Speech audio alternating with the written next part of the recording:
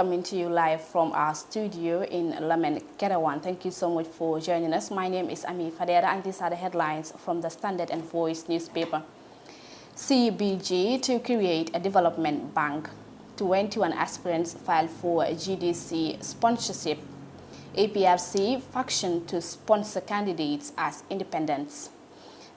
Gambia urges UN court to continue Rohingya genocide case. Central Bank governor vows to resign if alleged 155 million mutilated notes enter Central Bank of the Gambia.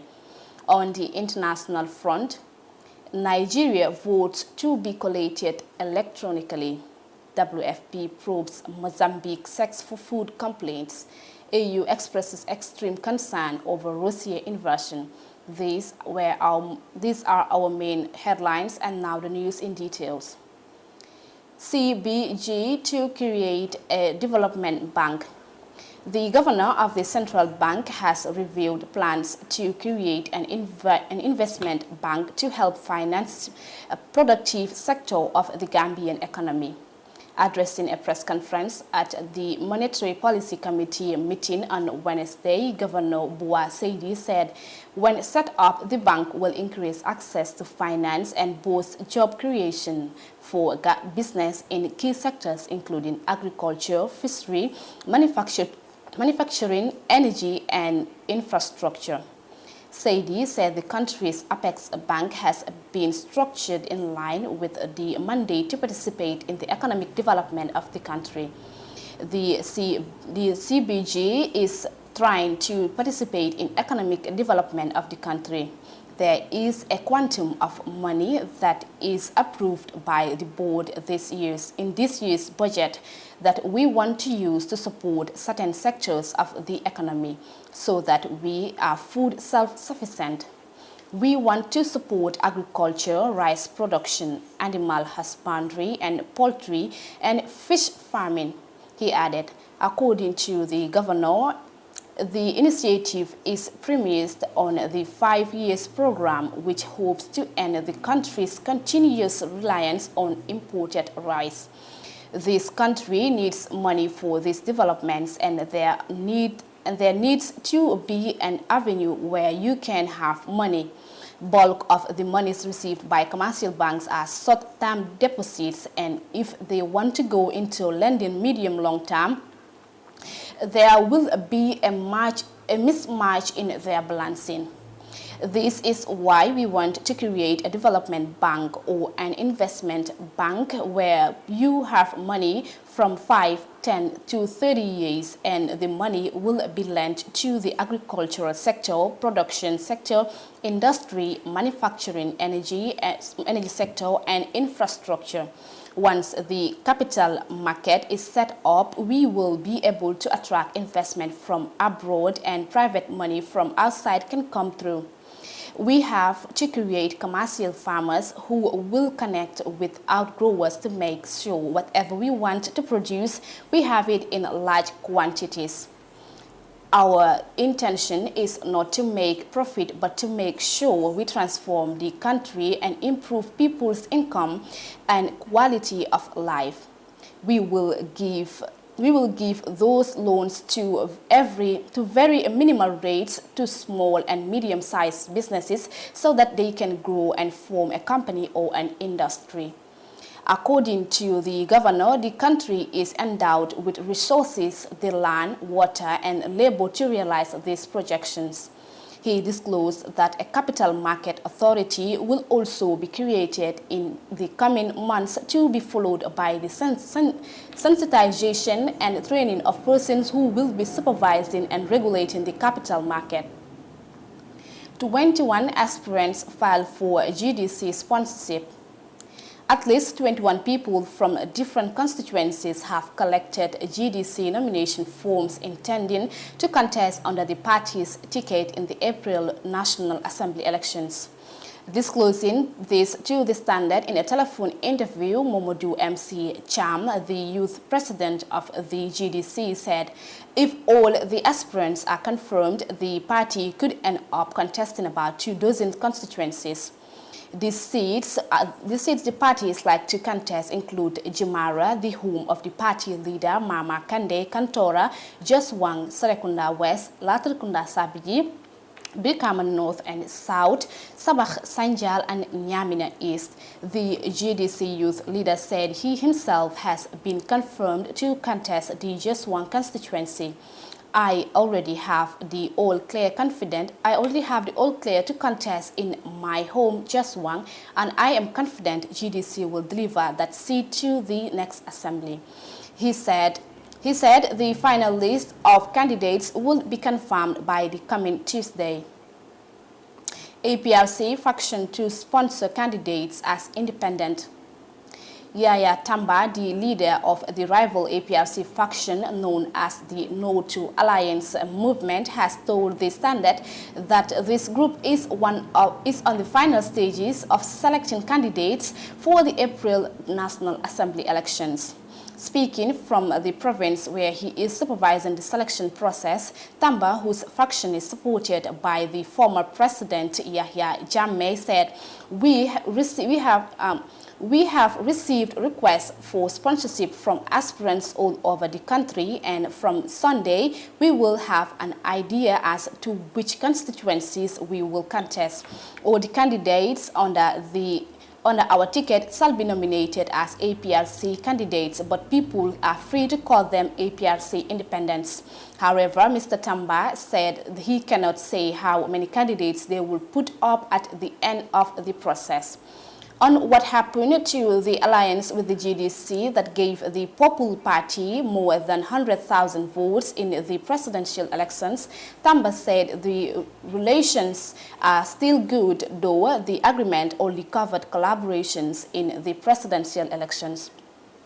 Meanwhile, posters of many prospective candidates of the group have surfaced on social media and from different constituencies, mainly in the West Coast region. Gambia urges UN court to continue Rohingya genocide case. Lawyer for Gambia on Wednesday urged the United Nations top court to throw out Myanmar's legal bid to end the case, accusing the Southeast Asian nation of genocide against the country's Rohingya minority. This court must reject Myanmar's meritless preliminary objections and proceed to adjudicate the merits of this dispute. Gambia's Attorney General and Justice Minister Dauda Jallow told judges at the International Court of Justice. Lawyer Paul Rachel said the military takeover of power in Myanmar last year made the case all the more important as the country's new ruler are alleged to be behind the atrocities committed against the Rohingya. If they can escape the country's jurisdiction, they will be accountable to no one, and there will be no constraints on their prosecution and ultimate destruction of the Rohingya. He warned, adding that the Rohingya remained at grave risk of mass atrocity crimes. The case stems from what the Myanmar military called a clearance campaign it launched in Rakhine State in 2017 after the attack by a Rohingya insurgent group. The security forces were accused of mass rapes, killings, and torching thousands of homes as more than 700,000 Rohingya fled into neighboring Bangladesh. The Gambia has urged that the 2017 crackdown amounts to genocide and is asking the World Court to hold Myanmar accountable. On Monday, lawyer representing Myanmar's military installed government urged judges at the Global Court to throw out the case, arguing that they did not have jurisdiction in part because they say the Gambia was acting as a mouthpiece for an organization of Muslim nations. Myanmar's legal team was led by Koko Haeng, the Minister for International Cooperation. He replaced pro-democracy icon Aung San Suu Kyi, who led the country's legal team at earlier hearings in the case in 2019. She now is in prison after being convicted of what her supporters called trumped-up charges. The leader of Gambia's legal team stressed that the case was brought by the Gambia and not the Organization of Islamic Cooperation. We are no one's proxy, Jallo told the court. This is very much a dispute between the Gambia and Myanmar, he added. It in a direct rebuttal of Myanmar's argument that the Gambia's case was really brought by the Muslim organization and that the court can only hear cases between nations. Judges will likely take months to rule on Myanmar's preliminary objections. If they reject them, the case will go ahead and likely take years to reach a conclusion. Summing up Gambia's representation on Wednesday, Philip Sands was dismissive of Myanmar's attempts to have the case dropped, to say that the argument of Myanmar are tantamount to clutching at straws and would be generous, he told judges. It would require you to redefine both the act of clutching and the nature of straw. Pro-democracy advocates have harshly criticized the UN Code for allowing the military government to represent Myanmar in a case focusing on alleged atrocities by the country's armed forces. It is outrageous for the ICJ to proceed with the hearing on a basis of junta representation. The junta is not the government of Myanmar. It does not represent the state of Myanmar, and it is dangerous for the court to allow it to represent itself as such. And Chris Sodito of the advocacy group Special Advisory Council for Myanmar. Central Bank Governor vows to resign if alleged $155 million mutilated notes enter CBG.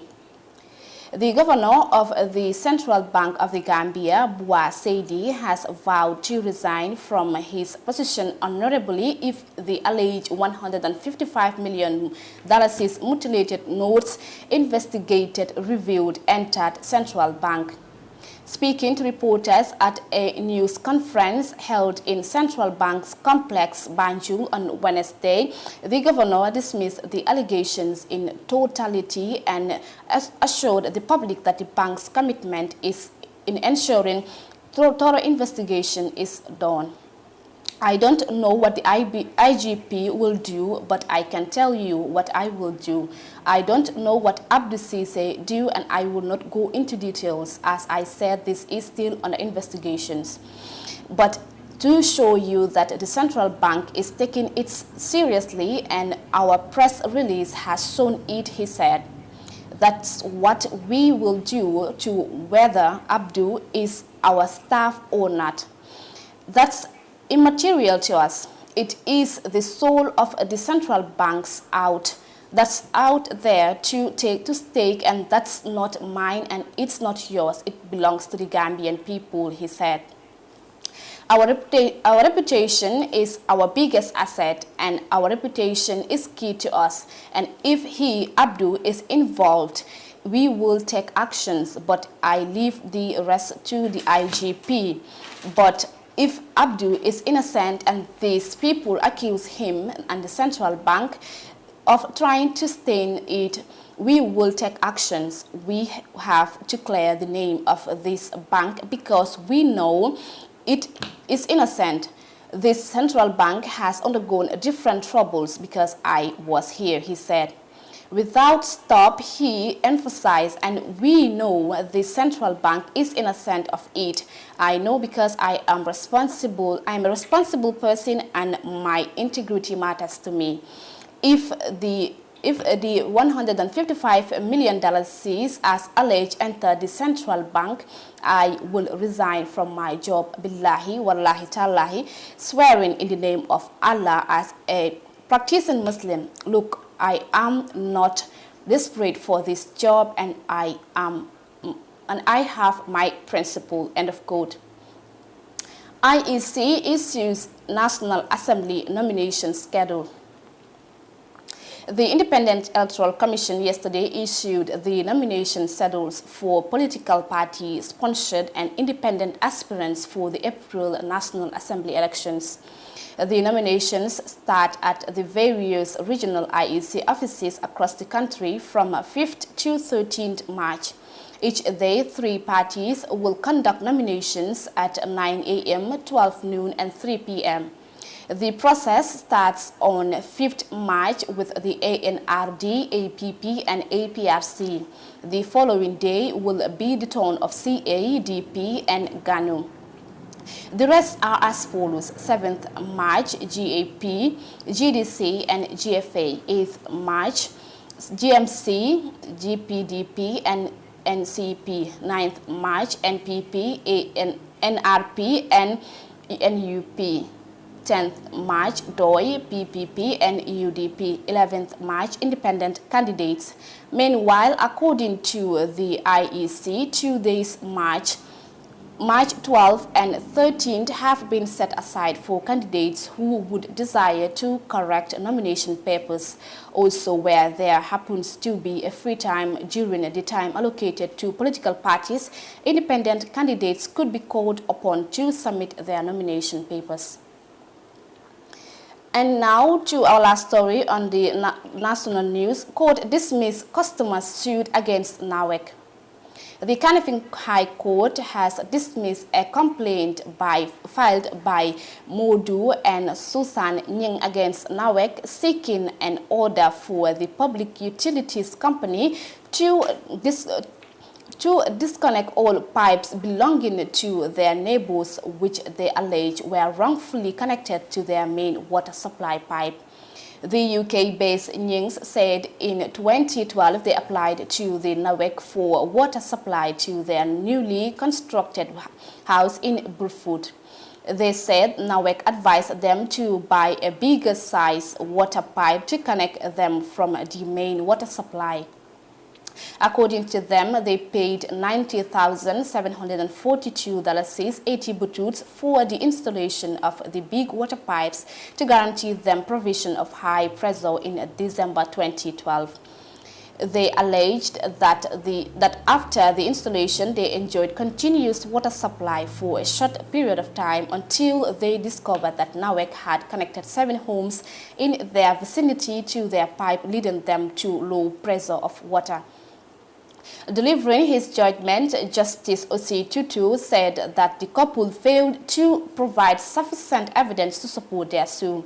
Accordingly, the absence of the plaintiffs sufficiently providing their case, the failure of the defendant to lead any evidence does not avail them, he noted before dismissing the case.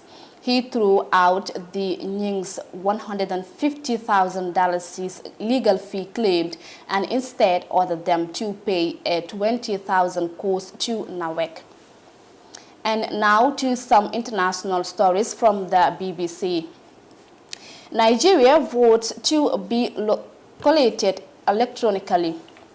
The new guidelines are intended to stop rigging. Nigeria's president has signed into law new election guidelines that will allow votes cast on election day to be electronically collated, ending years of controversy. Analysts have blamed the manual collation of results as one of the factors responsible for widespread rigging, which is also linked to increasing voters' apathy in Africa's most populous nation. Now, polling stations will be able to electronically send their results to electoral commissions. Civil society groups have welcomed the news ahead of the elections next year. The chairman of the main opposition, People's Democratic Party, PDP, has said the new law will make elections impossible to rig. WFP probes Mozambique sex for food complaints.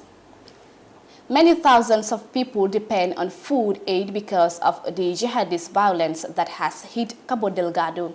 Recipients of food aid in northern Mozambique have told the UN that some community leaders involved in the distributing the relief have been demanding sexual favors. World Food Program's head in Cabo Delgado province, Mauricio Botti, held a meeting with local officials on Thursday about the situation. Cabo Delgado has been at the center of a jihadist insurgency in 2017 that has forced hundreds of thousands of people from their homes. These concerns we have received refer to abuse of power by community leaders to exchange of food for sex, he said. The WFP had zero tolerance for such abuses, he added. Our aim is to always bring assistance without harming the people we serve, and that is why we are here to address this issue together with all the involved partners. AU expresses extreme concern over Russia's invasion. The African Union, AU, has raised concerns over Russia's attack on Ukraine and is calling for an immediate ceasefire to avoid a planetary conflict. The UN's chairman, Senegalese President Macky Sall, and AU Commission Chairman Moussa Faki Mahamat said in a statement that they were extremely concerned about the invasion. They called on the Russian Federation and any other regional or international actor to imperatively respect international law, the territorial integrity and national sovereignty of Ukraine, the statement added. The full-scale assault on Ukraine is ongoing on several fronts after Russia launched attacks from the east, north and south on Thursday. Ukraine says dozens of people have been killed while thousands have fled the country. Okay, viewers, so that's all of the news we have for today. But before we take your leave, let's take a quick recap of our main stories. CBG to create a development bank. 21 aspirants filed for GDC sponsorship. APRC faction to sponsor candidates as independents. Gambia urges UN court to continue Rohingya genocide case. Central Bank governor vows to resign if alleged $155 million mutilated notes entered Central Bank of the Gambia. On the international front, Nigeria votes to be collated electronically. WFP probes Mozambique sex for food complaints. AU expresses extreme concern over Russian invasion. That's all of the news we have for today. Do join us on Monday, same time, same place for more news. Until then, stay tuned and enjoy the rest of our programs. Bye for now.